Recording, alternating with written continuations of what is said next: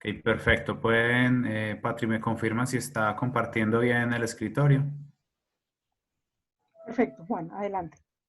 Ok, bueno, entonces comencemos con esta parte. Les quiero inicialmente dar las gracias a todas las personas presentes. Vamos a hablar de retos y habilidades de los equipos de ingeniería. Por favor, si tienen alguna inquietud o alguna duda, pueden ir mirándola en el chat para que las vayamos solucionando en su debido momento, porque de pronto lo dejamos para más adelantico y se nos pierde el hilo conductor. ¿Listo?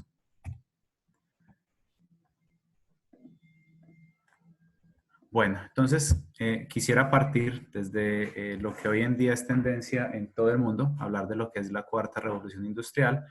Hablamos que la primera revolución fue de todo lo que son máquinas basadas en vapor. La segunda, muy revolucionada por todo lo que tuvo que ver con la implementación y de producción masiva basada en todo lo que es la electricidad. La tercera, ya más apalancada por automatización de procesos y todo lo que tiene que ver con las soluciones basadas en computación, ya empezamos a mirar el Internet como una base interesante para transmitir todo lo que es conocimiento y para, digamos, los procesos de interacción entre las diferentes plataformas o herramientas. Hoy en día ya hablamos de una cuarta, que es tendencia en el mundo, donde se habla como ya vemos de varios pilares, entre ellos está la inteligencia artificial, está todo lo que tiene que ver con Internet de las cosas, blockchain, que son como básicamente tecnologías que están mirando y moviendo los temas de manera disruptiva, y por supuesto todo lo que tiene que ver con la analítica de los datos. Eh, Como un gran ejemplo de ello, quiero mostrarles una propuesta que tiene una compañía fabricante de lo que son dispositivos, de lo que son todo lo que tiene que ver con IoT, aplicado a donde al día a día. Entonces vemos que el Libelium, quien es este fabricante de chips y circuitería para todo lo que es IoT, promueve diferentes aspectos o diferentes momentos de nuestro día a día en donde directa o indirectamente se están capturando datos y adicional a ello de una manera activa y pasiva, una manera como nosotros a veces nos damos cuenta y otras que simplemente no nos damos cuenta. Mediciones como, por ejemplo, la polución del aire, nivel de contaminación, contaminantes, todo lo que tiene que ver con el tráfico vehicular dentro de las ciudades, los peatones, el manejo de la energía y la eficiencia lumínica, todo lo que son sensores de rayos UV, electromagnetismo, de todo lo que tiene que ver básicamente con temas ambientales dentro de las ciudades. Ya con unos sensores remotos o sensores un poco más especializados, se puede hablar de todo lo que es el seguimiento y trazabilidad de paquetería, entregas, manejo y gestión de basuras, todo lo que es entrega de productos desde barcos, aviones, hasta que están en nuestras manos. Y una vez están en nuestras manos, pues también tenemos muchísimos dispositivos que generan cientos de datos por minuto. Eh, el Internet de las Cosas generó una explosión de datos, una explosión de dispositivos y todo lo que tiene el apellido Smart. Hoy en día tenemos el televisor, tenemos la pulsera o tenemos pues el smartwatch, tenemos los mismos celulares, tenemos sistemas de IoT en nuestras casas o sistemas de domótica. Hoy en día aproximadamente se están generando unos 50.1 billones de datos, aproximadamente es lo que se tiene estimado con los diferentes dispositivos. Y como un caso particular, quisiera que miráramos un celular estándar. Un celular estándar obviamente tiene un tema de cámaras, hoy en día ya es obligatorio el tema de cámaras, pero adicionalmente tiene una serie de sensores y elementos que nosotros vemos cada vez más comúnmente que dicen que son apalancados o ayudados por IA. Entonces, cuando miramos el tema de las cámaras, vemos que, por ejemplo, nos dice, para este caso, un Asus, que es un equipo común del mercado, nos dice que tiene a través de inteligencia artificial la detección de 16 tipos de escenas o 16 tipos de contextos de tomar fotos y detecta si es una foto, si es un firmamento, si es un campo, una planta, el océano, un atardecer, si es una flor, un animal, un perro, un gato, una persona, un texto, un código QR, si está de noche. Entonces, automáticamente comienza a ajustar y comienza a identificar el modo más adecuado para poder realzar los colores, tener un nivel de enfoque diferente y darle muchas mejores características a la foto que se está tomando. Adicionalmente, eso digamos que es como software aplicado al celular, pero adicionalmente tenemos los micrófonos. Ya hoy en día no tienen uno, tienen 3, 4 o 5 para tener todo un tema de reducción de sonidos externos. Dentro de la navegación se manejan los diferentes estándares, el GPS, el AGPS, el GLONASS, DB o Galileo, dependiendo de las regiones donde nos encontremos. Pero adicional a ello tiene otros sensores que nosotros no nos percatamos mucho de ellos. El giroscopio, los de huella, el reconocimiento facial, los acelerómetros, las brújulas, la brújula interna que tiene, los sensores de proximidad, de luz ambiental, el sensor RGB, el magnetómetro. Aproximadamente un celular gama media en el mercado puede tener aproximadamente entre 26 y 46 sensores. Acá solamente vamos a mencionar unos simples.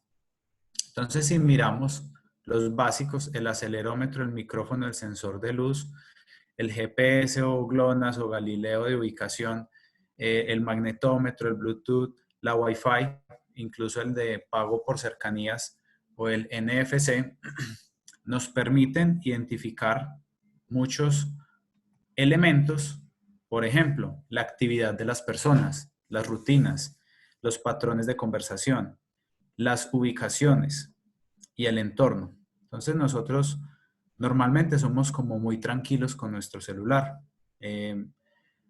Para los Android es un poco más fácil de identificar qué está ocurriendo. Para los iPhone es un poco más complicado porque por defecto el sistema operativo, el iOS como tal, comienza, activa o desactiva determinadas características y el usuario no las puede modificar. Entonces, por ejemplo, el celular a través del acelerómetro puede definir o apoyar la actividad puede medirse con el acelerómetro y el sensor de luz. Por ejemplo, identifica si está de noche, puede identificar a qué horas la persona no utiliza el celular o en qué momentos del día. Puede comenzar a identificar a través de estos dos sensores a qué hora se acuesta, puede identificar a qué hora se levanta, cuánto tiempo el celular estuvo quieto sobre una mesa, sobre una superficie también apoyado del giroscopio. Entonces, eso ya empieza a decirnos patrones. ¿De qué? De actividad. Rutinas. Se puede identificar si la persona a qué horas usualmente se despierta porque tiene de pronto programada una alarma o porque el mismo micrófono detecta el ruido ambiental y detecta que la persona está despierta. Puede detectar igualmente a través del GPS la persona en qué sitio vive, porque es el lugar donde usualmente pasa la noche, y cuál es su sitio de trabajo. Puede identificar que todos los días o de lunes a viernes la persona tiene un desplazamiento de un origen A un origen B. Entonces puede identificar cuál es tu oficina. Adicionalmente, si después de la oficina estudias o vas al gimnasio, a través del GPS y a través de los demás sensores, identifica en qué lugar se encuentra. Si se encuentra en una clase, si se encuentra en un gimnasio, si se encuentra en una pista al aire libre, de pronto haciendo sus rutinas de ejercicio. Entonces comienzan a identificar y a monitorear los patrones, las rutinas y los hábitos. Adicionalmente, con el GPS se puede identificar si la persona del lugar A al lugar B se desplaza caminando, trotando, corriendo, en bicicleta, en carro. Y todo debido a qué? A la velocidad de desplazamiento que puede tener esa persona del punto A al punto B. Entonces se comienzan a cruzar diferentes variables, no solamente la velocidad de desplazamiento, sino muchas veces las personas tienen algún otro tipo de, por ejemplo, smartwatch, y se puede medir la frecuencia cardíaca y saber si sí está en una bicicleta o si realmente está en un tráfico muy pesado. Otra forma, como tienen los diferentes equipos para identificar si la persona está caminando o va en un tráfico muy lento, es cruzar contra, por ejemplo, un Waze o cruzar contra la base de Google y ellos le van respondiendo cuál es la velocidad media en ese trayecto para un vehículo. Entonces se pueden comenzar a discernir o a identificar diferentes rutinas. Igual, cuáles son los patrones de conversación, cuáles son las ubicaciones donde mayor tiempo pasa después del trabajo o en un sábado, un domingo o a una hora de comer o almorzar en donde se encuentra. Te puede comenzar a identificar cuáles son los sitios que más frecuentas, cuáles son los lugares en donde más pasas tiempo. Entonces, indirectamente, todos estos sensores, indirectamente, todos estos elementos comienzan a mostrar mucha información de las personas. Es muy importante identificar y tener claridad respecto a todos estos elementos que se monitorean, porque ya se puede comenzar a generar grupos o a generar patrones o a clasificar o agrupar las personas según determinados gustos y preferencias. Por ejemplo, esta fotico yo la tomé hace un tiempo cuando en una actividad de la compañía nos fuimos para una siembra. Simplemente tomé la foto. Hasta ahí, ¿qué información tengo? Que es una foto de una casa que parece en una zona rural. No conozco más de la foto. Pero cuando yo voy a mi celular y miro la información o la metadata que está asociada a esta imagen, me dice que fue tomada a la 1:53 p.m. un sábado en noviembre, con la resolución, el tamaño del archivo, desde qué celular se tomó, esa es la referencia de mi celular. No tenía flash, la longitud focal, el balance de blancos, el tiempo de exposición, en qué ruta dentro del celular está almacenada, pero adicionalmente me está mostrando que es en Antioquia, en una población que se llama El Retiro, una vía que no tiene nombre y es cierto porque es una vía peatonal, entonces no es un camino, llamémoslo, que utilizan solamente los campesinos cuando se dirigen con sus caballos o cuando se dirigen caminando, no es una vía que tenga un nombre o una nomenclatura. Me muestra la zona postal o el código postal, que es el 055438, y adicional a eso me muestra las coordenadas del GPS que estaban en su momento. Realmente, si ustedes me preguntan, yo no me acordaba que tenía activo todo el tema de ubicación. Es más, en ese lugar había pésima recepción celular, pésima recepción de las llamadas, pero el GPS no necesariamente depende de ese tipo de satélites, son unos satélites diferentes. Entonces, muchas veces nosotros generamos muchísima más data y muchísima más información de la que pensamos. ¿Creen ustedes que acá ya se puede empezar a hablar de algunos retos o habilidades que vamos a desarrollar? Y voy a partir de lo mismo. Miren que hoy en día, si yo deseo desarrollar una aplicación para una organización en la cual trabajo o si quiero comenzar con un emprendimiento, todo este tipo de sensórica e información que puedo obtener de una aplicación móvil me puede ser útil. A mí me puede ser útil identificar cuáles son los patrones de consumo de las personas que están utilizando la aplicación. Si hacen ejercicio, si no hacen ejercicio, a qué horas salen, a qué horas se levantan, si frecuentan determinadas zonas o sectores para hacerles recomendaciones. Entonces miren que acá ya comenzamos a tener unos retos muy interesantes. Primero, si vamos a desarrollar aplicativos móviles o si vamos a desarrollar para celulares, es muy importante saber el potencial y capacidad que todos estos dispositivos tienen. Si no los conozco, es muy importante comenzar a estudiarlos. No solamente saber que existen, sino dentro de mi entorno de desarrollo, yo cómo obtengo esa información, qué tengo que aprender nuevamente en mi programación y también muy importante, yo cómo pruebo eso, yo cómo logro identificar y mirar que el celular me muestra una ubicación GPS y que realmente es esa. O cómo hago para revisar los logs de lo que está ocurriendo en el celular.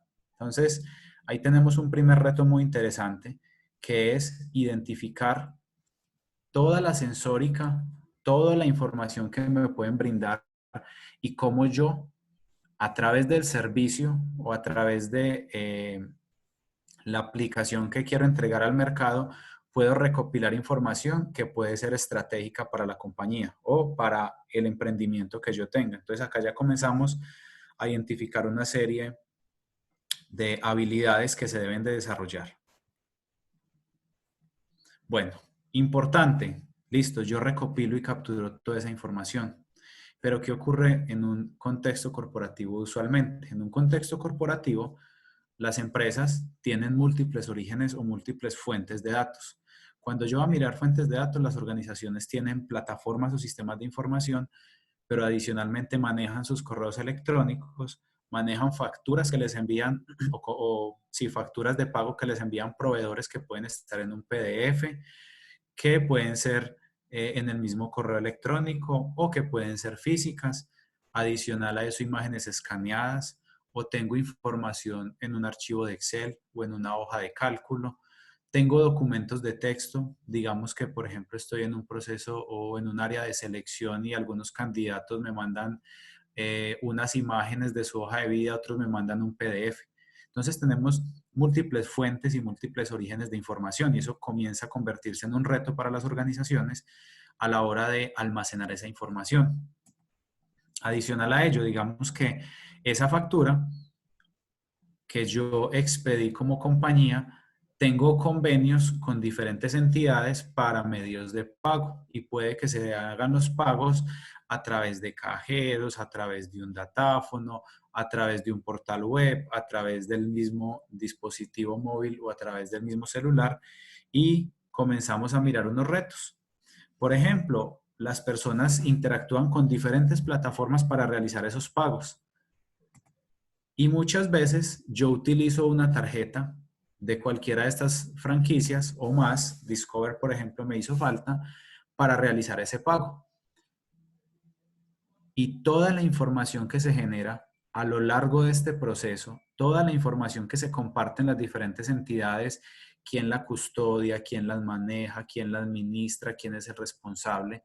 Porque miremos algo, no solamente la información que se genera en el celular, ya se comienzan a identificar volumetrías o generación de información en los diferentes lugares y medios de pago. Por ejemplo, cuál es la hora, cuál es el día donde las personas usualmente pagan o están pagando o es más frecuente que realicen los pagos de mis facturas. ¿Y eso por qué es importante?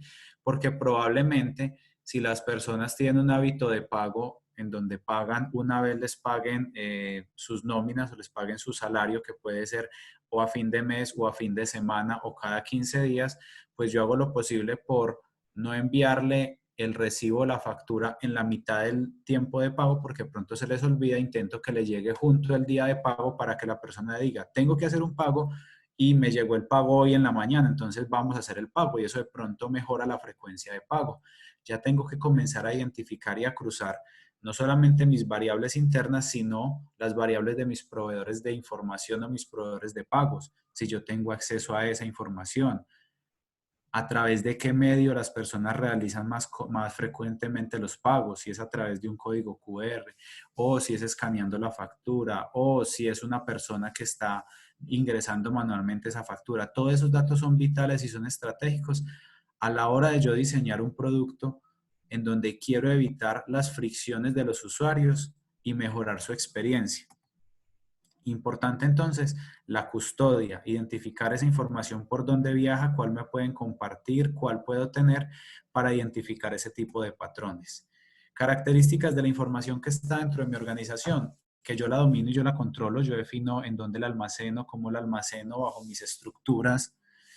Las fuentes de información yo usualmente las controlo y yo tengo variedad de interfaces con terceros.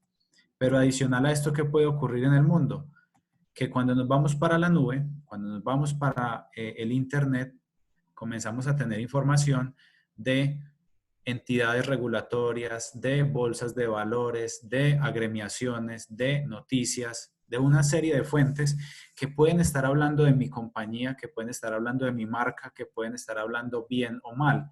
Y es muy interesante yo poder censar qué están diciendo de mí, en qué partes del mundo están hablando de mí y eso cómo puede afectar la reputación de mi marca. Adicional, ya comenzamos a tener ya no información que generan entidades reconocidas, sino información que generan las diferentes redes sociales. Ya son comentarios y puntos de vista de las personas. Ya es información que tiene una característica y es que son muchísimas las redes sociales, son muchísimas las personas. Ya una persona no tiene un solo perfil, sino que puede tener 3 o 4 perfiles. ¿Qué perfiles son reales? ¿Qué perfiles son falsos? ¿Qué perfiles son ficticios? ¿Qué perfiles atacan sin ningún sentido? Ya tengo que comenzar a identificar muchos orígenes de información. Adicional, tenemos todos los dispositivos smart que veíamos en el IoT generando información constantemente. Hábitos de consumo de energía, hábitos de compra, hábitos de desplazamiento en vehículos, televisión IP, radio digital, todo lo que tiene que ver con sensores como el RFID o sensores de proximidad y una información pasiva que se genera en diferentes entidades. Si yo tengo una oficina, si yo tengo un almacén, si yo tengo un punto de venta, pero tengo una cámara y en esa cámara puedo desplegar un aplicativo que me permite hacer reconocimiento facial. Yo puedo identificar rango de edades de las personas que ingresan a mi establecimiento, género, en qué horarios ingresan, salen o cuáles son las horas de más afluencia de personas. Adicional, ya puedo comenzar a identificar las valencias emocionales de las personas, es decir, si las personas están contentas, están tristes, están aburridas. Ya puedo comenzar a identificar y a trazar mucho de la experiencia de mi usuario a través de todo este tipo de herramientas. Y no solamente eso, si estamos hablando de una entidad financiera, la cámara también nos permite identificar patrones de comportamiento sospechoso, patrones de personas que tengan cierto nivel de ansiedad o de preocupación o que estén diciendo alguna mentira a la hora de validar algún dato de seguridad. Entonces ya vemos que es mucho más común y mucho más frecuente de lo que nosotros pensamos ver cámaras por todos los sitios, pero no sabemos qué tipo de información están recopilando y capturando. Y eso es muy importante porque en muchos países grabar a las personas con fines no solamente de vigilancia, sino de hacer ese tipo de reconocimientos sin su visto bueno o sin su consentimiento, pueden ser violaciones a la intimidad de las personas. Importante, todo esto se nos convierte en un origen o fuente de Big Data. Big Data, ¿por qué? Por la cantidad de información que se genera. Característica de toda esta data, no está bajo el control de nuestra organización. Nosotros tenemos que acogernos a los modelos, a los patrones y a las estructuras que tienen los diferentes proveedores. Si Twitter cambia y reduce el número de caracteres o si lo amplía o si le agrega 3 o 4 campos, yo no lo controlo. Pero si yo quiero monitorear esa red social, yo tengo que adecuar mis modelos o mis bases de datos a que puedan entender esos cambios. Las estructuras son definidas por cualquier otra entidad. La variedad de fuentes es innumerable porque como tenemos fuentes estructuradas en donde yo pueda acceder a una base de datos de una entidad regulatoria donde me muestre las tasas de interés promedio de los fondos de pensiones del país, también puede que acceda a un artículo de una revista especializada donde dice cómo va el comportamiento de la bolsa y los valores financieros de cada compañía. Entonces, todo ese tipo de información, todo ese tipo de fuentes comienzan a convertirse en un gran reto para poder obtener información, porque no es solamente tener el dato, es yo qué hago, cómo lo manipulo, cómo lo manejo, y eso al final del día qué información me arroja. Entonces, importante en las organizaciones hoy en día o en los emprendimientos, yo cómo hago para unificar información interna de mi organización con información de terceros para poder tener, consolidarla y poder correlacionar toda esa información. Más adelante vamos a ver un poquito de esto. Importante, ¿qué miramos sobre todas estas plataformas que recopilan y capturan toda esta volumetría de datos? Temas de rendimiento, temas de usabilidad, temas de seguridad, de confiabilidad, la integridad de la información, si hay que hacer migraciones hacia nuevos modelos porque puede que mi organización no acepte datos no estructurados o semiestructurados, entonces tenga que migrar hacia unas bases de datos con unas características superiores o cómo las voy a integrar.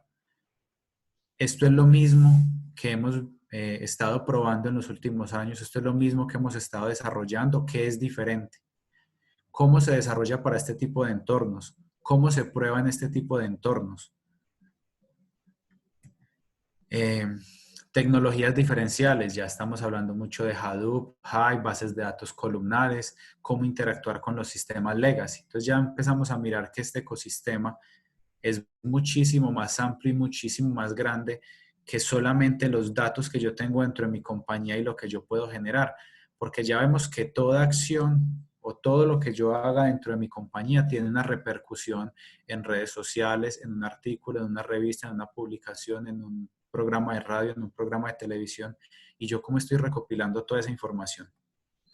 Entonces es importante también que a la hora de diagramar y modelar todo este tipo de arquitectura yo tengo que identificar claramente la frecuencia de los diferentes informes que requiere la compañía para tomar decisiones, cuáles son mensuales, semestrales, diarios, anuales, en tiempo real, porque todo esto va a cambiar la tecnología bajo la cual yo despliegue todo esto. Todo esto van a ser puros drivers de mi arquitectura. Importante tener en cuenta los diferentes tipos de datos que se pueden dar. Entonces, los datos, simplemente lo puse acá como unas 4 clasificaciones, pero se puede expandir a unas 3 o 4 más. Cuando hablamos que los datos se pueden clasificar por tipo, es porque puedo tener datos maestros, puedo tener metadatos, puedo tener datos transaccionales o puedo tener datos o información de tipo histórica. Y cada una tiene un comportamiento, un patrón y un ciclo de vida diferente y una forma de analizarla diferente. Puede que tengan un formato estructurado, puede que tengan un formato semiestructurado o un formato no estructurado. Cuando hablamos de un formato estructurado, hablamos de las bases de datos tradicionales. Cuando hablamos de un formato no estructurado, podemos hablar de un video y de un audio. Y cuando hablamos de un dato semiestructurado, es un mix de los dos, como el que les mostré de la foto, con la imagen que tiene internamente. Entonces yo puedo organizar o yo puedo desarrollar un modelo basado con JSON o con XML donde mezclo datos estructurados y no estructurados. ¿Por qué? La foto es no estructurada, pero a través de ese metadato la estoy vinculando y relacionando con unas coordenadas, una foto, una referencia y unos elementos que como unicidad o como un elemento único tienen sentido. La foto con la data de cómo se generó. Y las fuentes pueden ser múltiples, datos que son ingresados por humanos, que son con mayor probabilidad de que tengan problemas y errores, obtenidos a través de sensores, obtenidos de manera automática por una interfaz con otro aplicativo, obtenidos a través de redes sociales o que pueden ser obtenidos a través de procesos corporativos. Todos estos datos se pueden estar generando en batch o que se pueden estar generando online. Listo. Importante, nuevamente, ¿qué retos o habilidades mi equipo de trabajo debe desarrollar para poder trabajar con este tipo de tecnologías? Miren que ya no estamos hablando de un lenguaje de programación, sino que ya estamos hablando de una arquitectura y unos elementos que generan altísimos volúmenes de información, de unas interfaces y plataformas que están generando comunicaciones entre ellas, de cómo estoy capturando yo toda esa información, si la tengo que capturar toda, si tengo que capturar una parte, cómo me comunico yo con tan amplia diversidad de fuentes, cómo hago para extraer información de tanta data que hay en toda parte. Entonces aquí ya empezamos a mirar que hay otros retos. Inicialmente, saber cómo se genera y quién genera la información, pero acá cómo la vamos a almacenar, en dónde la vamos a almacenar y bajo qué modelos y patrones vamos a adquirir toda esta información. Volviendo al sitio donde normalmente se está almacenando esta información, que son todas las tecnologías basadas en el cloud computing, entonces ahí tenemos servidores, bases de datos, servicios de almacenamiento, interacciones con móviles o aplicaciones tradicionales, pero puede que esas nubes sean privadas, sean públicas, sean híbridas o sean comunitarias, que es una mezcla en donde varias compañías deciden combinar las capacidades de las dos, generar una nube privada o pública, dependiendo de lo que ellos necesiten, pero que es del dominio y control de las dos entidades. ¿Por qué es importante esto? Porque acá tenemos más retos. El desarrollo, la arquitectura y el modelamiento de las soluciones que van a ser desplegadas bajo este tipo de arquitecturas tienen unas implicaciones de yo poder identificar cuándo activo capacidades de servidor, cómo se configura, cuándo activo, por ejemplo, procesos de multitenant, cómo manejo las sesiones, cómo manejo el escalamiento, cómo se maneja todo el tema de tolerancia ante fallos y redundancia. tiene unos retos adicionales a la programación tradicional, una forma muy diferente de diseñar los aplicativos. Entonces también es muy importante desarrollar estas habilidades y capacidades en los equipos de trabajo. Volvamos al ejercicio o al ejemplo de los sensores y el celular. Habíamos visto que nos ayuda a monitorear actividades, rutinas, conversaciones, ubicaciones y entornos. Pues resulta que yo puedo comenzar a cruzar esto con encuestas que le haga a los usuarios, o con entrevistas que le haga a los usuarios, o con estudios que encuentren las diferentes redes científicas que hay en el mundo, o cruzarlo contra diferentes publicaciones. Y puedo comenzar a correlacionar datos, puedo comenzar a cruzar información y a través de toda la información que capture puedo identificar cuál es el estado de ánimo de la persona, cuál es su salud física, su salud mental, cómo es su vida social, qué riesgos de salud puede tener, qué riesgos de seguridad puede tener, sus hábitos. Y basado en todo este tipo de información, puedo comenzar a correlacionar datos, a correlacionar variables, a identificar patrones. Entonces, miren que acá ya estamos hablando de la analítica, que ya es un campo más profundo, una disciplina del conocimiento que entra a complementar esa obtención, llamémoslo, técnica de datos o esa generación cruda de datos y ya la empezamos a apalancar con herramientas matemáticas y estadísticas para poder analizar esos grandes volúmenes de información. Entonces, importante, todo esto que empezamos a mirar a partir del cruce de información, clasificación, regresión y diferentes modelos, ya empezamos a hablar de todo lo que es la inteligencia artificial.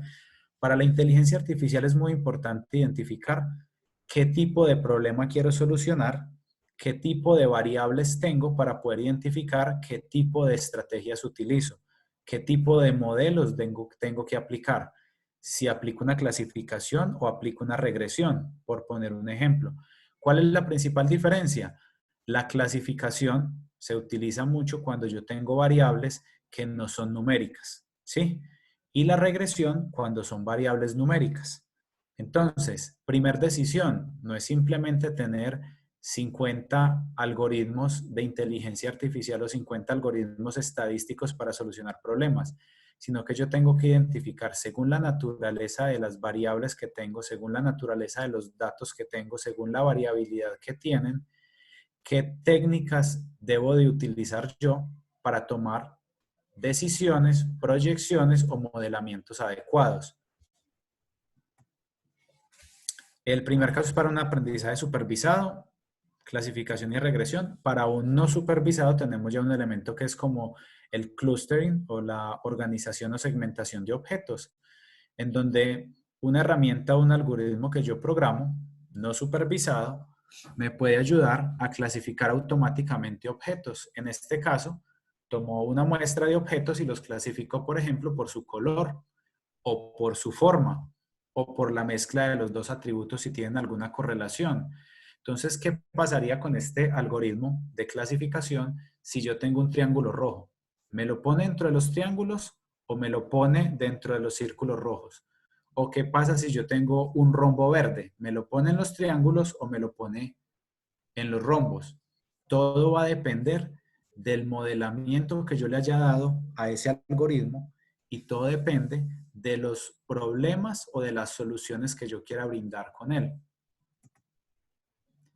Aquí una muestra general de los diferentes tipos de modelos de Machine Learning o de algoritmos que se pueden manejar para aprendizaje supervisado, no supervisado, semisupervisado o por refuerzo.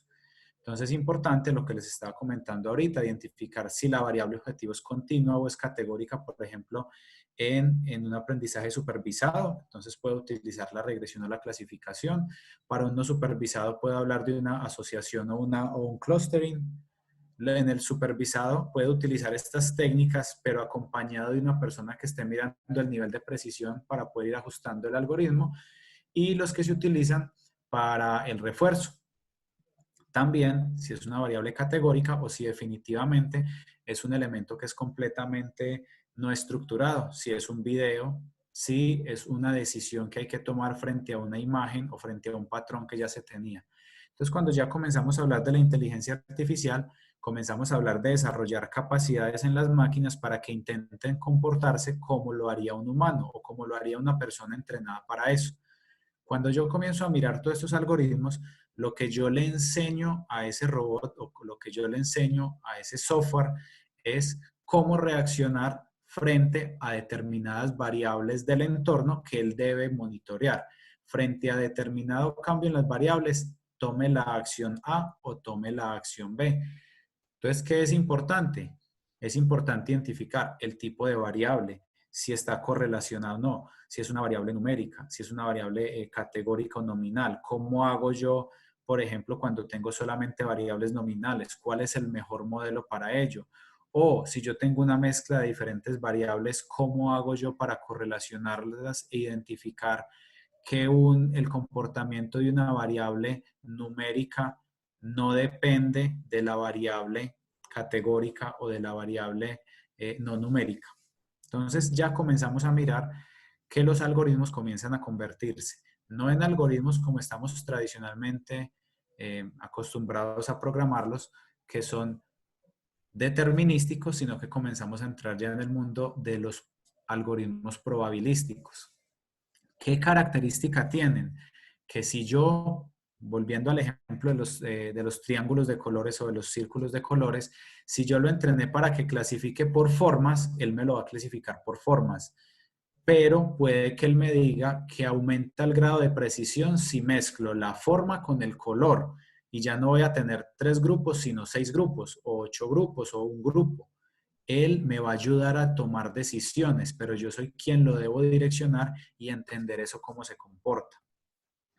Importante, se puede utilizar todas estas herramientas para procesamiento del lenguaje, para robótica, para que los robots puedan tomar decisiones, para procesar voz, como los asistentes de voz, por ejemplo, para visión por computador, para hacer reconocimientos de patrones de modelos de movimientos y predecir en el tiempo cosas. Por ejemplo, cuando un vehículo tiene un algoritmo de inteligencia artificial, según la velocidad que lleva, él calcula la distancia de frenado y si la persona no aplicó los frenos en una distancia que él detectó no puede frenar, automáticamente la herramienta o el algoritmo bloquea los frenos o hace que disminuya la velocidad abruptamente.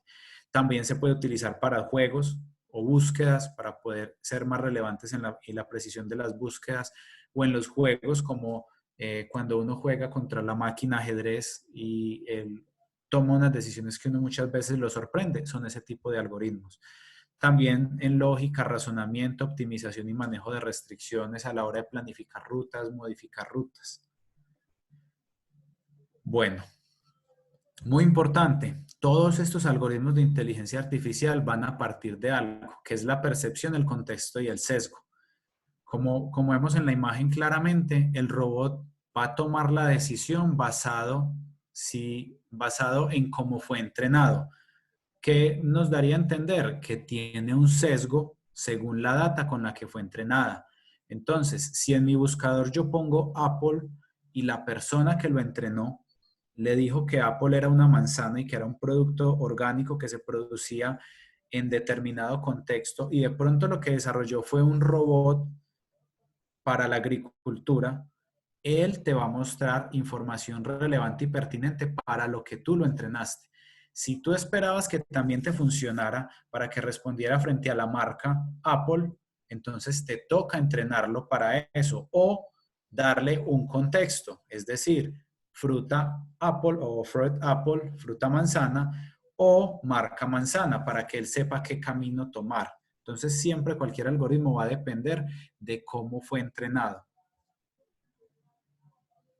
Importante, todos estos algoritmos, todos estos robots van a sufrir según el contexto de los datos en los que se estén moviendo. Entonces yo voy a tener que definir métricas y variables para poder identificar su nivel, por ejemplo, de precisión y de exactitud a la hora de dar resultados. Entonces tengo que mirar si me está clasificando bien o en qué momento me dejó de clasificar bien. Entonces yo tengo que empezar a definir unos set de datos y unos patrones esperados. Hoy en día, si nosotros analizamos el comportamiento, los patrones de compra vía domicilio o vía delivery de las personas, vamos a tomar decisiones hoy, por ejemplo, de asignación de deliveries o de domiciliarios, basado en la historia que tenemos del último año, probablemente nos quedemos corticos, porque por esta realidad que estamos viviendo hoy en día, el volumen y la demanda de domicilios es muchísimo más alta. Entonces, probablemente tengamos un caso outlier o que está por fuera del modelo para el cual yo lo entrené y tenga que tomar hoy en día la historia de los últimos 15 días para poder predecir la demanda de los próximos 5 días. No puedo tomar toda la historia. Entonces, todo esto ocurre con todo este tipo de algoritmos, que ellos van perdiendo precisión a medida que va cambiando la data y a medida que va cambiando los hábitos de las personas. Entonces, si yo me compré un smartwatch porque quiero hacer más ejercicio y quiero ser más saludable, él me empieza a detectar y a enviar alertas. Llevo 3 meses y me empieza a enviar alertas y yo no le presto atención. Pero hoy tomé la decisión de comenzar a hacer ejercicio y empiezo a hacer ejercicio. Obviamente él va a empezar a identificar que mis hábitos cambiaron, entonces las recomendaciones que me va a entregar deben de ser diferentes. Si antes me recomendaba, porque estaba en el rango de 0 minutos de deporte o de ejercicio en la semana, me recomendó 30 minutos, ya después me va a recomendar 1 hora, ya después me va a recomendar mayor intensidad, después me va a recomendar mayor exigencia física. Entonces, todas estas métricas, si ustedes las miran y las analizan, es pura estadística. Entonces, aquí ya comenzamos a mirar que tenemos que formar determinados skills en los equipos de trabajo. Importante, que nosotros estamos desarrollando aplicaciones, que nosotros estamos entregando mucha información, o estamos entregando constantemente patrones, modelos y comportamientos de los robots, pero muy importante, a qué velocidad estamos desarrollando, con qué velocidad estamos ajustando. Entonces tengan en cuenta que el entorno en el que nos movamos, específicamente en este tipo de entornos como DevOps, siempre parten de un principio, es el continuous feedback. Y todos los algoritmos de inteligencia artificial son sensibles a los cambios en la data, como se los expliqué anteriormente. Entonces es muy importante que tengamos ese feedback continuo para que estemos ajustando continuamente. Pero ¿qué implica que esté ajustando continuamente? Que yo esté probando continuamente, porque no sé en qué momento se me va a salir del patrón el algoritmo que diseñé hace 15 días. Entonces es muy importante definir estos ciclos de mejora y definir cómo entrego, cómo genero y cómo monitoreo lo que estoy desplegando. Acá tenemos un reto muy grande, no solamente para quien desarrolla, sino para quien administra y gestiona estos proyectos, porque tiene unos ciclos de vida diferentes. Es más, también tenemos que acompañar, como vemos que todos estos temas de Machine Learning, obviamente inteligencia artificial, comienzan a ser tan relevantes, tenemos que empezar a mirar que nuestros equipos de desarrollo probablemente no tengan la formación estadística y la formación matemática para tomar las mejores decisiones frente a los tipos de modelos y algoritmos que se tienen que desarrollar o variables estadísticas que se deban definir o modelos matemáticos que se deban aplicar a los diferentes tipos de datos. Entonces acá tenemos que comenzar a mirar si nuestro equipo tiene que empezar a desarrollar habilidades o a incorporar nuevas capacidades que existan.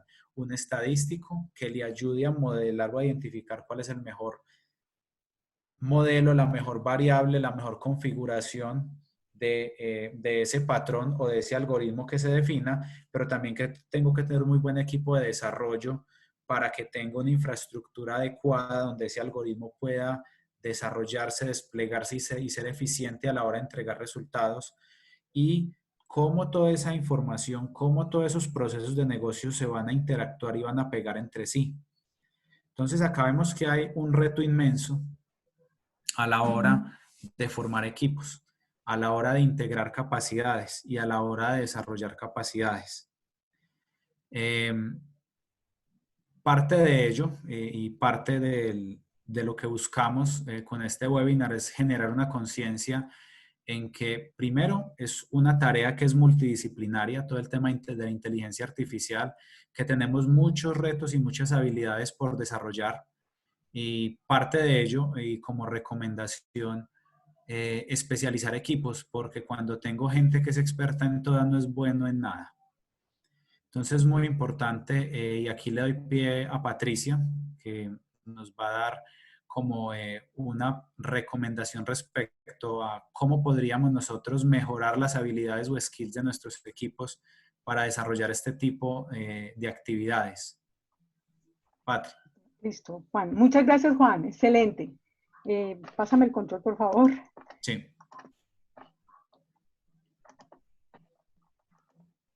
Para de compartir.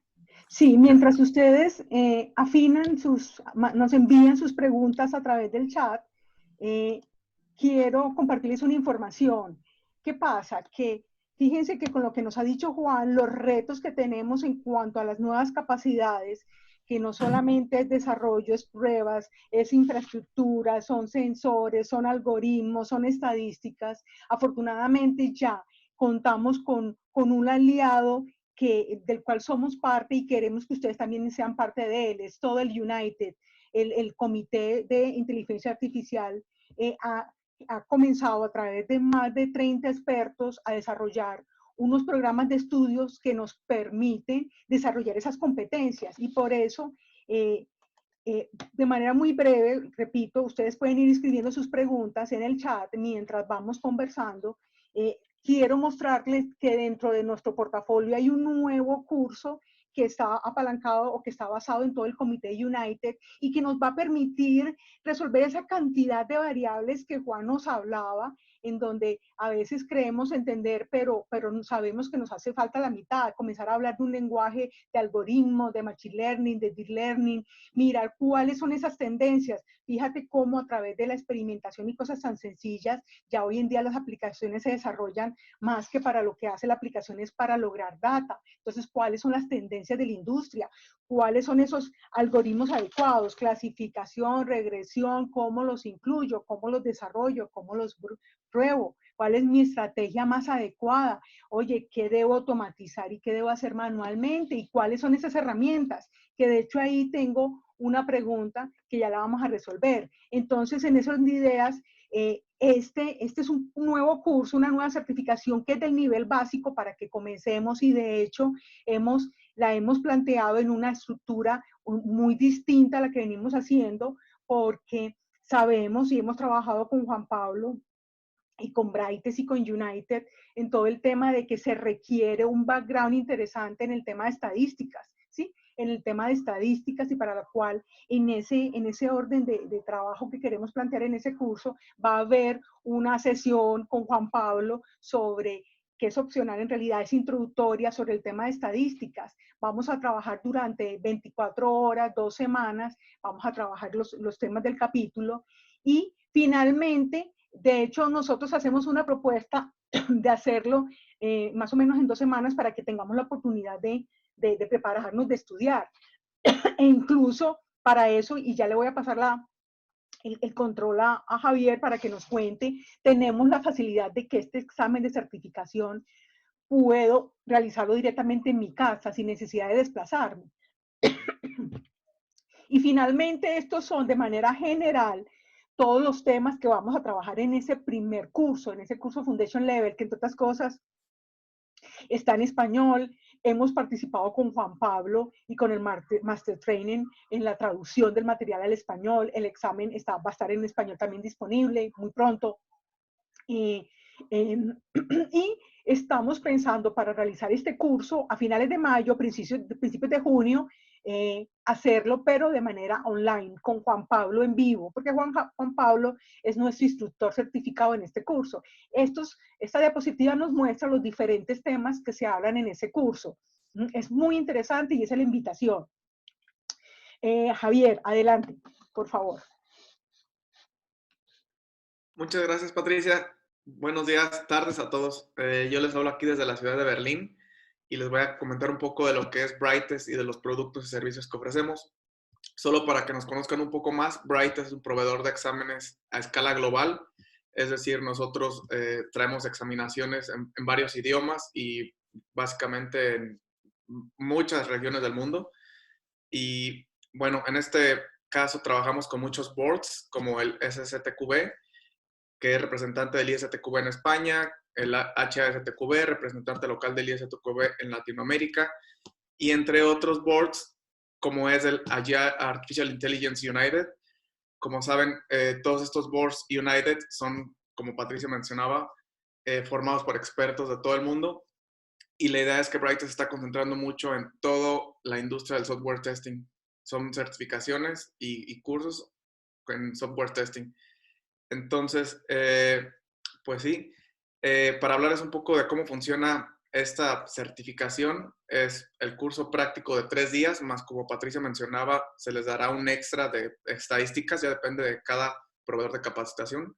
Y al finalizar es donde entramos nosotros con el examen, que en este caso consiste de un examen de 1 hora, 40 preguntas de opciones múltiples, y los exámenes se pueden realizar desde forma remota, como ahorita por las circunstancias lo piden, y también en formato electrónico en grupos, así también como de forma individual en centros Pearson VUE. Normalmente estos Pearson VUE se encuentran ubicados en todas las ciudades principales en básicamente todo el mundo. Pues bueno, somos Brightest y cualquier duda, pregunta que tengan, por favor escríbanos a info@brightest.org y estamos atentos para cualquier cosa que puedan necesitar en este o en cualquier otro tema de software testing y las certificaciones United o del ISTQB que traemos. Muchas gracias, Patricia. Gracias, Javier. Sí, trabajamos en alianza con Brightest, ¿sí? Con Choker Testing puedes resolver el curso. De hecho, ustedes nos pueden seguir también en redes sociales o igualmente comunicarse con nosotros a través de cursos Choker, @Choker Testing. Daniela, adelante con las preguntas, por favor. Muchas gracias a todos. Listo. Vamos a comenzar con nuestra sesión de preguntas. La primera pregunta es, dices que el curso no tiene prerequisitos, pero parece que debo de tener conocimiento en estadística. ¿Qué tanto debo de saber de estadística? ¿Son las estadísticas básicas las que se aprenden en la universidad? Adelante. Juan, ¿tú qué piensas? A ver, en parte algunas sí son la estadística básica que vimos en la universidad, pero hay que reforzar algunos conceptos, hay que volverla a practicar porque, como en algún momento les decía, es intensiva respecto a la hora de calcular, por ejemplo, la tasa de falsos positivos de un algoritmo o la tasa de falsos positivos de un resultado. Entonces, a pesar de que no es una estadística compleja, es una estadística que debe de haberse practicado y tener experiencia con ella para poderse desenvolver bien. Entonces, más que sea una cosa completamente diferente, es parecida, dependiendo obviamente del tipo de estadística que hayamos visto en las diferentes universidades, porque todas no tienen lo mismo, te ayuda más practicarlas o tenerlas frescas a la hora de utilizarlas. Y son más o menos unos 10, 15 conceptos que hay que tener muy claramente definidos, muy claramente dominados para no irte a enredar a la hora de trabajar con ellos. Perfecto, seguimos con la próxima pregunta. ¿Qué herramientas de automatización me apoyan en la realización de pruebas para este tipo de arquitecturas con inteligencia artificial? Mira, en el último capítulo de la certificación se ve una parte de las diferentes herramientas y los diferentes momentos, porque puede que yo tenga alguna herramienta que me apoye a la hora de diseñar o identificar elementos en una pantalla, mapear objetos, a la hora de generar pequeños scripts de automatización, a la hora de reutilizar algún elemento que yo tenga en un repositorio, a la hora de ejecutar pruebas, a la hora de reportar incidentes, y son herramientas muy especializadas, ¿no? En el momento no conozco alguna herramienta de inteligencia artificial que te haga todo. Son pequeñas herramientas de nicho y es normal. Dependiendo del fabricante, dependiendo de la comunidad, algunos se especializan en unas cositas. El secreto está en saber orquestarlas, saber utilizarlas, y también hay que tener muchísima atención con algo, y es que estas herramientas, como todos sabemos, están apenas en sus fases iniciales y la tasa de falsos positivos puede ser alta, deben de ponerse y setearse y ponerse a punto y requieren un esfuerzo interesante. Y si la dinámica cambia, tengo que volverlas a ajustar. Entonces es muy importante identificar cuál es la necesidad específicamente, en qué proceso y en qué parte o en qué tipo de automatización, para identificar qué tipo de herramienta y para mirar dentro del pool de herramientas que se puedan identificar en el mercado, cómo entrenar una para que sea más precisa para lo que yo necesito. Perfecto, seguimos con la próxima pregunta. Dice, ¿qué conocimiento necesito y dónde los puedo adquirir? A ver, hay muchos y dependiendo del entorno, dependiendo de lo que te quieras profundizar. Por ejemplo, si te quieres especializar como desarrollador para este tipo de entornos o para este tipo, perdón, de algoritmia, pues primero es que domines bien Python. Python es uno de los lenguajes que más se están utilizando en este tipo de modelos. O de pronto R, si eres más del área estadística, o si te quieres formar es como científico de datos para modelar los diferentes algoritmos, no desarrollarlos, pero sí modelarlos, entonces te tienes que especializar más en R y más en estadística. Entonces los conocimientos también van a depender de donde te quieras especializar más. Siguiente pregunta. ¿Qué tanto dominio debo tener en Python si nunca he desarrollado o si nunca lo he hecho en este lenguaje? Entonces, de acuerdo a tu pregunta, este curso no es para mí. Mira, ahí hay algo y es, Python es una herramienta que te ayuda a implementar esos códigos o esos patrones o modelos estadísticos que se modelaron inicialmente o previamente. Entonces, tú tomas un modelo, por ejemplo, de clasificación o un modelo de regresión.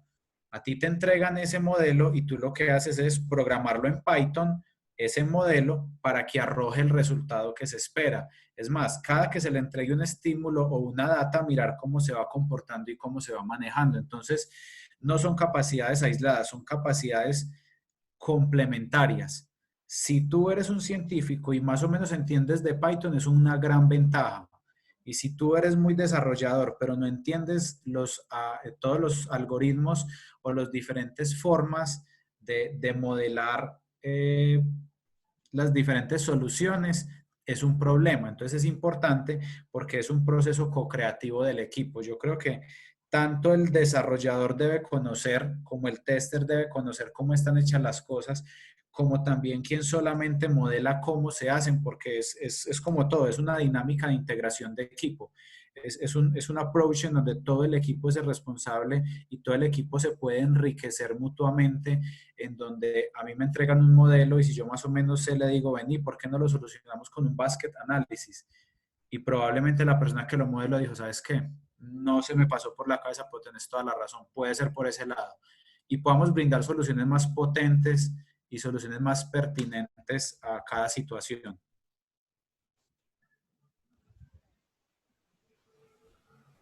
Siguiente pregunta.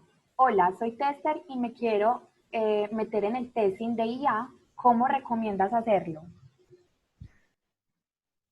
La verdad, la aproximación de la certificación del United me pareció muy, muy pertinente para los testers. La verdad la viví porque ya la probé. Es una certificación muy estructurada, te da las diferentes herramientas que puedas necesitar, te explica como los temas que tienen ahí en la presentación en este momento, la descripción general, cómo se hacen pruebas a sistemas offline, cómo se integran los sistemas de inteligencia artificial con otros entornos, cómo se prueba durante el ciclo de vida de la construcción de un algoritmo de inteligencia artificial, qué riesgos ayuda a mitigar y cómo yo puedo utilizar herramientas en los diferentes ciclos de pruebas. Siguiente pregunta. ¿Este curso solo es para probadores? ¿Este curso en realidad a quién va dirigido? Pues a ver, es un curso de fundamentos y generalidades. Es un curso que te muestra cómo se identifican los diferentes modelos de inteligencia artificial, cómo se programan y cómo se prueban. Entonces, es un vistazo muy general de todos, en donde incluso hasta el mismo gerente de proyectos, si domina estos temas, sabe cómo debe gestionar su proyecto, cuál es el ciclo de vida de proyecto, porque ya tiene unas etapas adicionales, unas etapas que no se consideran en un ciclo tradicional. Entonces, yo creo que da unas herramientas y unos fundamentos que son útiles para cualquier persona que vaya a ser parte de un proceso de construcción de un aplicativo. Desde el tester, desde el programador, desde quien levanta requisitos hasta quien está administrando y gestionando el ciclo de vida como tal. Siguiente pregunta. Hola, mi profesión es ingeniero mecatrónico. Veo mi consulta muy oportuna en este punto. Yo actualmente estoy cursando una formación en inteligencia artificial para el análisis exploratorio de datos. Se exige mucho el conocimiento en estadística y probabilidad. ¿Qué skills recomiendas deba fortalecer como ingeniero?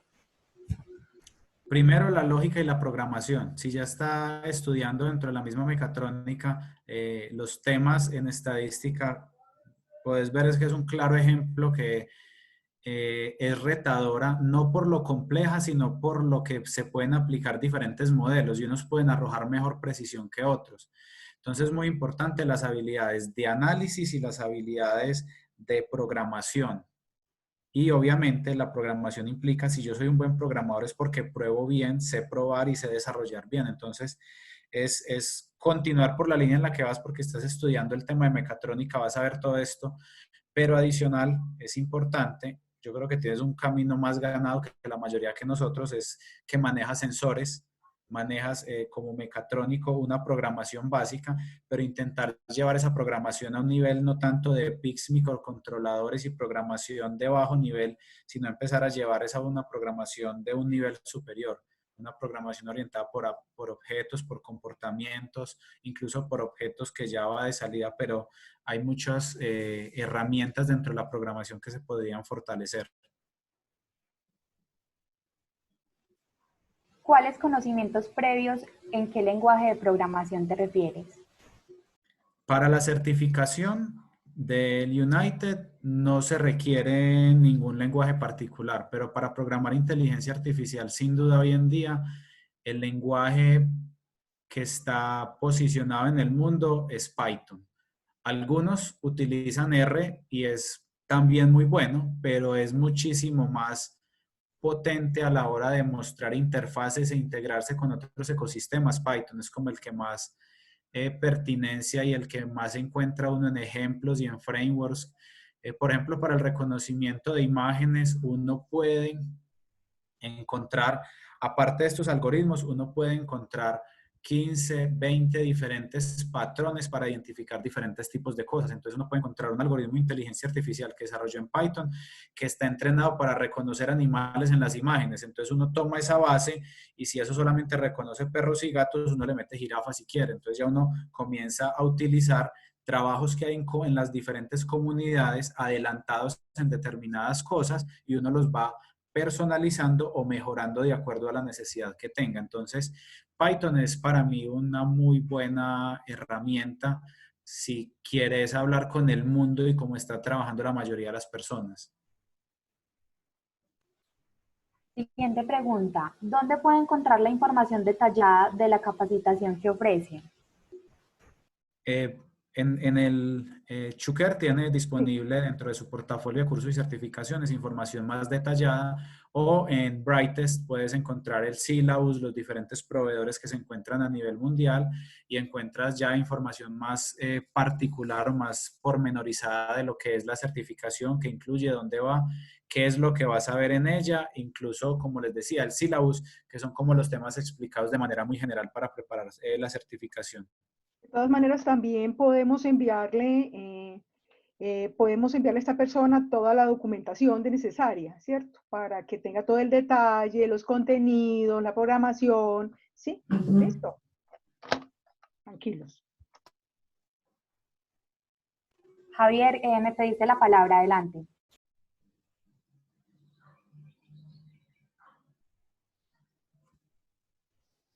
Solo quería mencionar que también en la página de Artificial Intelligence ya está disponible toda la información y el syllabus. Gracias.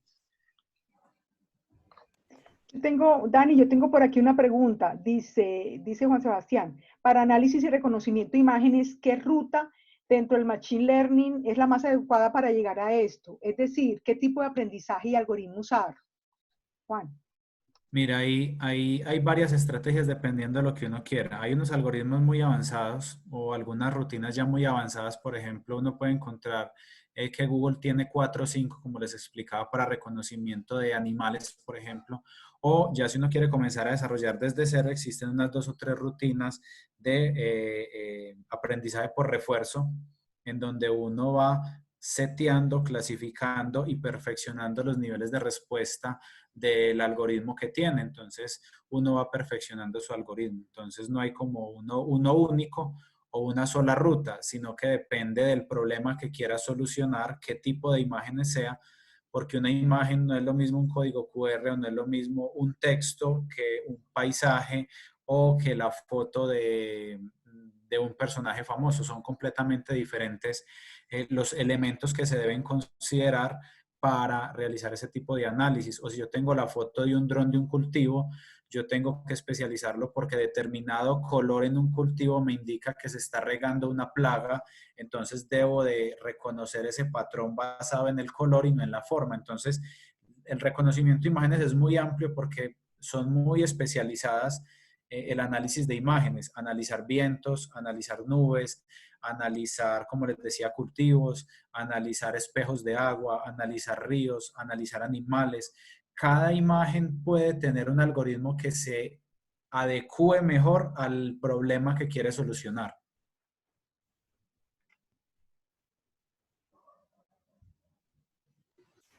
Bueno, ya llegamos al cierre de la sesión de preguntas. Muchas gracias a todos los que participaron en el chat con sus preguntas y a todos los asistentes. En este momento les vamos a enviar la información y les vamos a dar nuestro correo electrónico, que es cursoschoker@chokertesting.com, en donde le podemos dar toda la información referente a este curso y a las dudas que tengan de acuerdo a esta webinar. Bueno, muchas gracias a todos por estar aquí y esperamos estar en contacto nuevamente. Feliz tarde. Hasta luego. Muchísimas gracias a todos. Muchas gracias. Javier, muchas gracias. Gracias a ustedes. Que estén muy bien.